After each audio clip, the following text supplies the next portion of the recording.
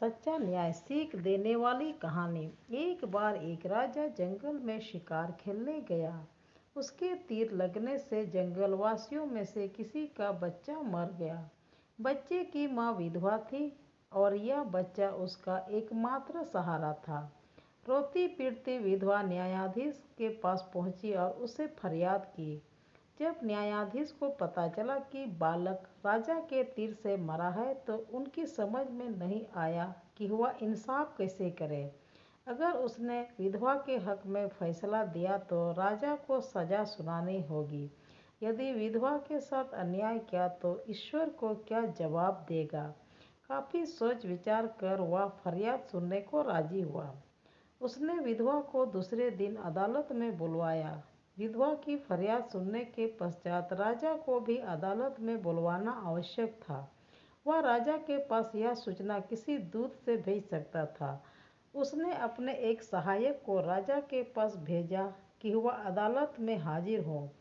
सहायक किसी प्रकार हिम्मत करके न्यायाधीश का संदेश राजा को सुनाने पहुंचा। वह हाथ जोड़कर राजा के समक्ष उपस्थित हुआ और न्यायाधीश का संदेश सुनाया। राजा ने कहा कि वह दूसरे दिन अदालत में अवश्य हाजिर होगा।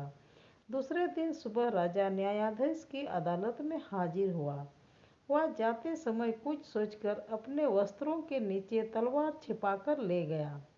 न्यायाधीश की अदालत भीड़ से खचाखच भरी हुई थी। इस फैसले को सुनने के लिए दूर दूर से लोग आए थे। राजा अदालत में आया तो प्रत्येक व्यक्ति उसके सम्मान में खड़ा हो गया, लेकिन न्यायाधीश अपने स्थान पर बैठा रहा। वह खड़ा नहीं हुआ। उसने विधवा को आवाज़ लगाई तो वह अंदर आई। न्यायाधीश ने उससे फरियाद करने को कहा। विधवा ने सबके सामने अपने बेटे की मरने की कहानी कह सुनाई। वह न्यायाधीश ने राजा से कहा, महाराज, इस विधवा का बेटा आपके तीर से मारा गया है। आप पर उसको मारने का आरोप है। इस विधवा की यह हानि किसी भी स्थिति में पूरी नहीं हो सकती। मैं आदेश देता हूँ कि किसी भी हालत में इसका नुकसान पूरा करें। राजा ने उस विधवा से क्षमा मांगी और कहा, मैं तुम्हारे इस नुकसान को पूरा नहीं कर सकता, किंतु इसकी भरपाई के लिए मैं पुत्र के रूप में तुम्हारी सेवा करने का वचन देता हूँ तथा पूरी उम्र तुम्हारे परिवार का सारा खर्च उठाने की जिम्मेदारी लेता हूँ, जिससे तुम्हारी जिंदगी सुख चैन से कट सके। विधवा राजी हो गई। न्यायाधीश अपने स्थान से उठ खड़ा हुआ तथा उसने अपनी जगह राजा के लिए खाली कर दी।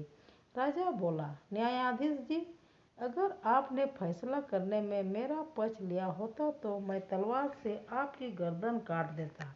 कहकर उसने अपने वस्त्रों में छिपी तलवार बाहर निकालकर सबको दिखाई। न्यायाधीश सिर झुकाकर बोला, महाराज, अगर आपने मेरा आदेश मानने में जरा भी टाल मटोल की होती तो मैं हंटर से आपकी खाल उधड़वा देता।